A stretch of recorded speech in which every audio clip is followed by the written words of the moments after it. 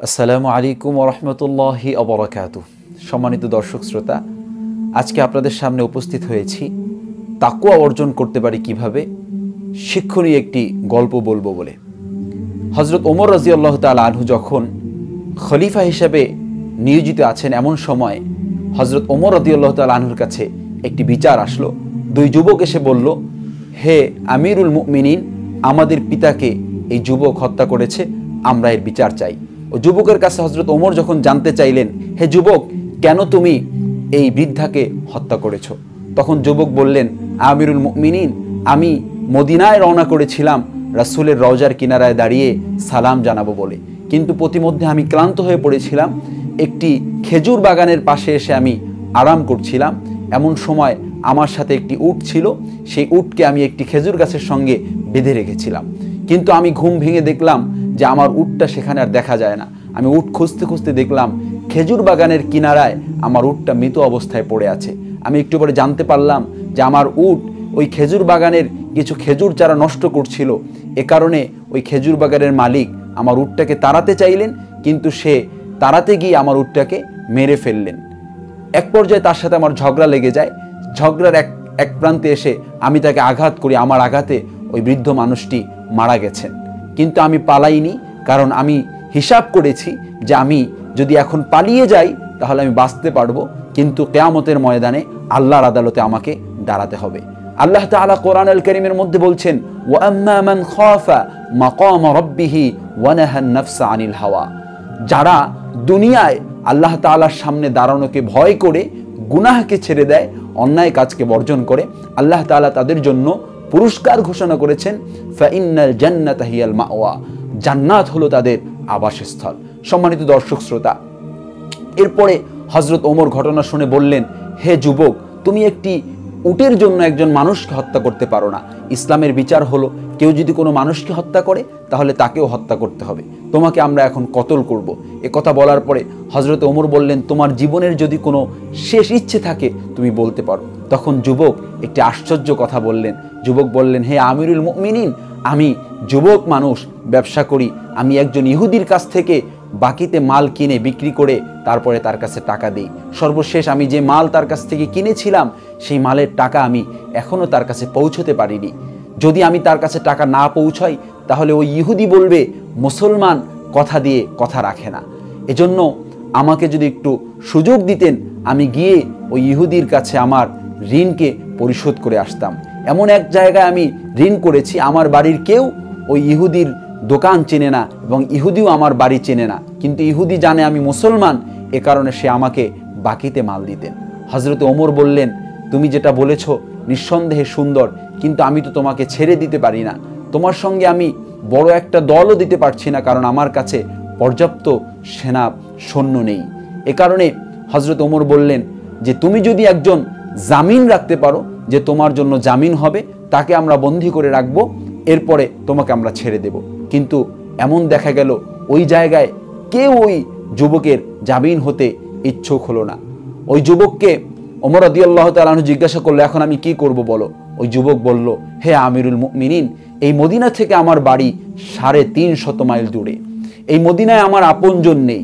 এই মদিনায় যদি আমার বাবা থাকতো, আমার মা থাকতো, তারা চাইতো না আমি ইহুদির কাছে ঋণী থেকে দুনিয়া থেকে বিদায় নেই, তারা আমার জায়গায় আমার জামিন হয়ে যেত।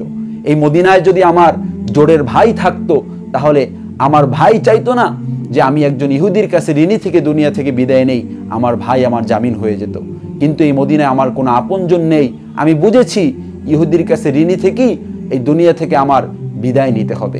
এই কথা বলে হযরত ওমর রাদিয়াল্লাহু তাআলা আনহু জল্লাদকে আদেশ করলেন, জল্লাদ যাও, ওই যুবককে হত্যা করো, ওই যুবকের দেহ থেকে তার মাথাকে আলাদা করে দাও। যখন জল্লাদ 1 পা 2 পা করে সামনের দিকে এগিয়ে যায়, এমন সময় একজন বয়োবৃদ্ধ সাহাবী দুটো হাত উঁচু করে বললেন, আমিরুল মুমিনিন, একটু অপেক্ষা করেন, একটু অপেক্ষা করেন। তখন ওই বয়োবৃদ্ধ সাহাবী, যার নাম হযরতে আবু যর গিফারি রাদিয়াল্লাহু তাআলা আনহু, যিনি আল্লাহ রাসূলের জলিলুল কদর একজন সাহাবী ছিলেন, যার সম্পর্কে অনেক কথা আছে, আমি সবগুলো বলবো না। উনি বললেন, আল্লাহ রাসূলের একটি হাদিস স্মরণ করিয়ে দিলেন। তিনি বললেন, আল মুসলিমু আখুল মুসলিম, এক মুসলমান অপর মুসলমানের ভাই।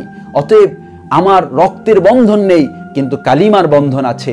আল্লাহ তাআলার কোরআনের বন্ধন আছে, এই বন্ধনে ওই যুবক আমার ভাই, হে আমিরুল মুমিনিন, আপনি আমার ওই ভাইকে ছেড়ে দেন, ওই ভাই তার ঋণ শোধ করে আসুক, সে যদি না আসে তাহলে তার জায়গায় আপনি আমাকে কতল করে দিয়েন। এই কথা শোনার পরে ওই যুবককে ছেড়ে দেয়া হলো, যুবক বাড়ি চলে গেল। এদিকে যে টাইম নির্ধারণ করা হয়েছিল ওই সময় মতো যুবক মদিনায় আসলো না। জুমার সালাতের পরে হযরতে ওমর তার বিচার শুরু করলেন। এদিকে ওই বৃদ্ধের যাকে হত্যা করা হয়েছিল তার দুই সন্তানও উপস্থিত হয়ে বললেন, ও আমিরুল মুমিনিন, আমার পিতার হত্যার বিচার কি আমরা পাবো না? এমন অবস্থায় হযরতে ওমর ফারুক রাদিয়াল্লাহু তাআলা আনহু হযরত আবু যর গিফারি রাদিয়াল্লাহু তাআলা আনহুকে কতল করার সিদ্ধান্ত গ্রহণ করলেন। হযরতে আবু বকর, হযরতে আবু যর গিফারি রাদিয়াল্লাহু তাআলা আনহু যখন কাঠগড়ায় দাঁড়ালেন, যখন তাকে কতল করা হবে, মদিনার মধ্যে একটা কান্নার রোল পড়ে গেল। সকলে কান্না শুরু করলো, হে আবু যর, তুমি কি করলে এটা? তখন আবু যর বললেন, হে মদিনার মানুষেরা, তোমরা কেন কান্না করছো? আমি আমার এক ভাইয়ের জন্য জীবন দিচ্ছি, তোমরা শুধু এটাই দেখছো, কিন্তু আমার মন তো স্বীকৃতি দিচ্ছে কিয়ামতের ময়দানে আল্লাহ তাআলার আদালতে যেদিন আমরা দাঁড়াবো, ওই দিন যদি আল্লাহ তাআলা আমি আবু যরকে জিজ্ঞাসা করে, রে আবু যর, তোমার কাছে একজন আমার বান্দা সাহায্য চেয়েছিল, একজন বান্দা যিনি ঋণ শোধ করার জন্য সাহায্য চেয়েছিল, তোমরা তাকে সাহায্য করনি, অথচ আল্লাহ রাসূল বলেছেন, আল মুসলিম আখুল মুসলিম, এক মুসলমান অপর মুসলমানের ভাই, এক মুসলমান অপর মুসলমানের বিপদে এগিয়ে আসবে। এ কথার উত্তর আমরা আল্লাহ তাআলার কাছে কি দিব? তার চেয়েও বড় কথা, কিয়ামতের ময়দানে আমি নবীর সুপারিশ চাই। আজকে আমি নবীর একজন উম্মতের জন্য জীবন দিচ্ছি, এটাই নয়, বরঞ্চ আমি কিয়ামতের ময়দানে নবীজির সুপারিশকে খরিদ করে নিলাম। সুবহানাল্লাহ। যখন এই অবস্থা, জল্লাদ ধীরে ধীরে আবু যর গিফারির দিকে এগিয়ে আসছিল, এমন সময় মদিনার লোকজন দেখলো যে মদিনার এক প্রান্ত থেকে মদিনার বালু ঝড় উড়িয়ে এক যুবক মদিনার দিকে প্রবেশ করছে। কাছে আসার পরে সকলে দেখলো ওই যুবক, যেই যুবক খুন করেছিল। ওই যুবক লাফ দিয়ে ঘোড়া থেকে নেমে আমিরুল মুমিনিনের কাছে এসে বলল, ও আমিরুল মুমিনিন, আমি চলে এসেছি, আপনি আমার ভাইকে ছেড়ে দেন, আর আমার অন্যায়ের শাস্তিটা আপনি আমার গর্দানে দিয়ে দেন। এ কথা বলার পরে ওই যুবক বলল, ও আমিরুল মুমিনিন, 350 মাইল ঘোড়া দৌড়ে এসেছি, গুনার বোঝা নিয়ে দুনিয়ায় বাঁচতে চাই না, বরঞ্চ দুনিয়ার অপরাধের শাস্তিটা দুনিয়ায় পেয়ে যেতে চাই।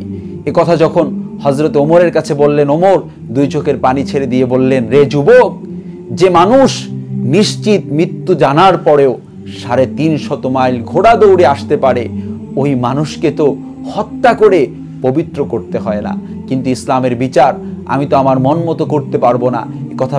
এ কথা বলে হযরত আবু যর গিফারিকে ওই মঞ্চ থেকে নিচে নামানো হলো এবং এই নওজোয়ান যুবককে ওই মঞ্চে দাঁড় করানো হলো। যখন এই অবস্থা, জল্লাদ ওই যুবককে কতল করে দিবে, এমন সময় ওই বৃদ্ধের দুই সন্তান বললেন, আমিরুল মুমিনিন, আমার বাবার হত্যার বিচার আমরা চাই না। যে মানুষ 350 মাইল ঘোড়া দৌড়ে মরার জন্য আসতে পারে, সে মানুষ তো ইচ্ছা করে মানুষ হত্যা করতে পারে না। আমার বাবার বিচার আমরা চাই না, আমরা আমাদের এই ভাইকে মাফ করে দিলাম এবং ঘোষণা দিলাম, এতদিন আমরা ছিলাম 2 ভাই, আজ থেকে আমরা হয়ে গেলাম 3 ভাই। সম্মানিত দর্শক শ্রোতা, আমরা একটি চমৎকার ঘটনা শুনলাম। এই ঘটনা থেকে আমাদের জীবন অনেক শিক্ষণীয় ব্যাপার আছে। আল্লাহ তাআলা কোরআনুল কারীমে বলেছেন যে রমজান আল্লাহ তাআলা দিয়েছেন তাকওয়া অর্জনের জন্য। তাকওয়ার একটি বহির প্রকাশ এই ঘটনার মধ্যে আমরা দেখলাম যে একজন মুমিন, সে অন্যায় করে স্যালেন্ডার করবে, সে অন্যায় করে পালায়ন করতে পারে না। আবার আরেকটি শিক্ষা আমরা পাই যে আল মুসলিম আখুল মুসলিম, এক মুসলমান অপর মুসলমানের ভাই। অন্য সব রমজানের তুলনায় এই রমজানটা একটু আমাদের কাছে ভিন্ন আঙ্গিকে অবস্থান করছে, কারণ বিশ্বব্যাপী যে মহামারী চলছে, এই মহামারীর সময় এক মুমিন আর এক মুমিনের জন্য এগিয়ে আসবে, এটাই স্বাভাবিক, কিন্তু আমরা দেখছি এটা হচ্ছে না। এজন্য আমি সকল দর্শক শ্রোতাকে উদ্দেশ্য করে বলবো, আমরা মানবতার কল্যাণে নিজেদেরকে নিয়োজিত রাখি। আমরা যে যার জায়গায় যতটুকু পারি এই মহামারী থেকে বাঁচার জন্য আমরা মানুষের সহযোগিতা এগিয়ে আসি এবং আল্লাহ তাআলাকে ভয় করে আমরা গুনাহ ছেড়ে দেই এবং এই রমজানের রোজাকে আমরা পরিপূর্ণভাবে আদায় করার চেষ্টা করি। আল্লাহ তাআলা তৌফিক দান করুক। আসসালামু আলাইকুম ওয়া রাহমাতুল্লাহি ওয়া বারাকাতুহু।